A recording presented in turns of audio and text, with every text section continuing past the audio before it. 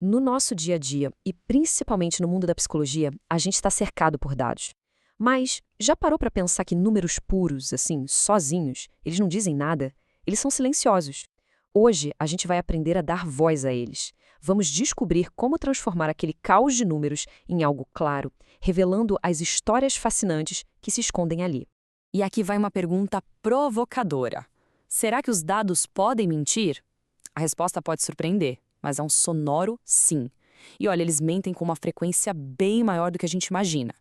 Exatamente os mesmos dados, dependendo de como são apresentados, podem contar uma história de sucesso ou uma de fracasso. Podem mostrar a verdade ou podem nos levar para um caminho de pura confusão. A chave, no fim das contas, não está nos números em si, mas na história que se escolhe contar com eles. Porque no estado bruto, os dados são basicamente isso aqui: um ruído, uma avalanche de números sem ordem, sem contexto, sem significado nenhum. Para a gente conseguir extrair alguma coisa útil daqui, para essa bagunça começar a dizer algo sobre o comportamento, sobre o resultado de uma pesquisa, a gente precisa dar uma forma, uma estrutura para ela. Então, por onde a gente começa a botar ordem na casa? Bom, a nossa primeira ferramenta, a mais fundamental de todas, é a tabela. Pensa nela como se fosse o esqueleto que vai dar sustentação para toda a informação.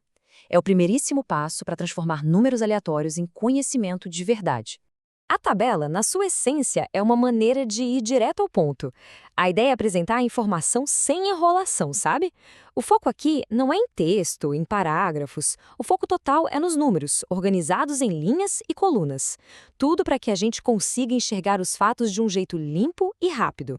E aqui tem um detalhe técnico, mas que é super importante. Uma tabela que lida com números normalmente tem as laterais abertas. Isso meio que sugere que os dados poderiam continuar, que tem mais coisa para explorar. Já um quadro, que é mais usado para texto, é todo fechado, como uma moldura mesmo. Ele contém uma informação que está completa, finita. Olha só, uma tabela bem feita tem partes bem definidas. Lá em cima, o título que precisa dizer tudo: o que, onde e quando.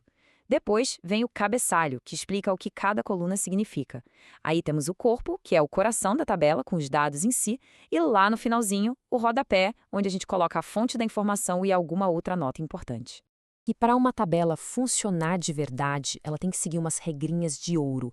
Tem que ser tão clara que qualquer pessoa bate o olho e entende, sem precisar de manual. Simplicidade é tudo. Outra coisa, nada de célula em branco para não gerar dúvida, e geralmente é melhor que ela seja mais alta do que larga, porque é mais natural para a gente ler informações em colunas. Mas organizar os dados numa tabela é só o começo da história. Para que a mensagem por trás dos números realmente salte aos olhos, para que o impacto seja imediato, intuitivo, a gente precisa de mais. A gente precisa da expressão visual. E é aqui que a mágica dos gráficos acontece. E essa frase captura perfeitamente o porquê de um gráfico existir. Não é para ficar analisando cada detalhezinho. Para isso, a gente já tem a tabela. O gráfico serve para causar um impacto. É para que a gente entenda a essência da informação numa única olhada. Então, o ponto é o seguinte: todo bom gráfico precisa ter 3 coisas. Primeiro, simplicidade, para não confundir ninguém. Segundo, clareza, para a mensagem ser direta, sem ambiguidade. E, o mais importante de tudo, veracidade. Ele precisa representar os dados de forma fiel, sem distorcer a realidade. Agora, que tal um passeio pela nossa galeria de histórias visuais? Vamos fazer um tour rápido pelos diferentes tipos de gráficos. Pense em cada um deles como uma ferramenta específica, sabe? Cada um foi projetado para contar um tipo bem particular de história usando os dados. Começando com o famoso gráfico de setores, ou de pizza. Ele é perfeito quando a gente tem um todo e quer mostrar como ele está dividido em partes. Nesse exemplo aqui, a gente vê na hora que as provas são, de longe, a maior fonte de ansiedade para esse grupo de estudantes. É bater o olho e entender. Em seguida, o gráfico de barras. A especialidade dele é comparar coisas diferentes.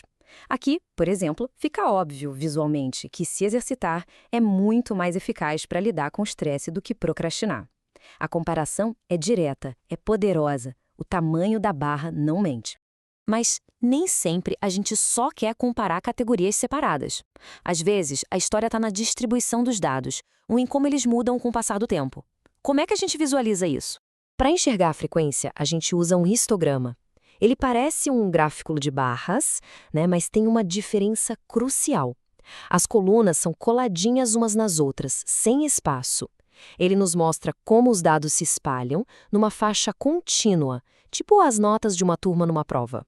Agora, em vez de ver só uma foto da distribuição, uma imagem estática, a gente pode querer acompanhar a evolução, a jornada de alguma coisa. E para isso, o gráfico de linhas é o ideal. Ele conecta os pontos e mostra para a gente a tendência ao longo do tempo. É perfeito para visualizar a flutuação de humor, o crescimento de uma empresa, a variação da temperatura. Ele conta a história de uma mudança. E agora, um dos resumos visuais mais poderosos que existem, o Boxplots. Ele pode parecer complicado de primeira, mas na verdade é genial.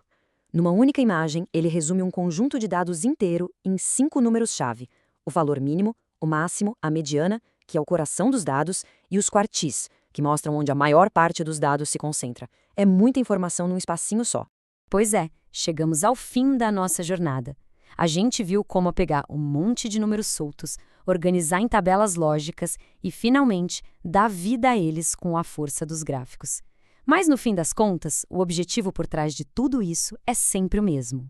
Vamos voltar para essa ideia principal. Visualização de dados não é sobre enfeitar, é sobre comunicar. É sobre transformar algo complexo numa impressão clara, rápida e, mais importante, numa impressão verdadeira.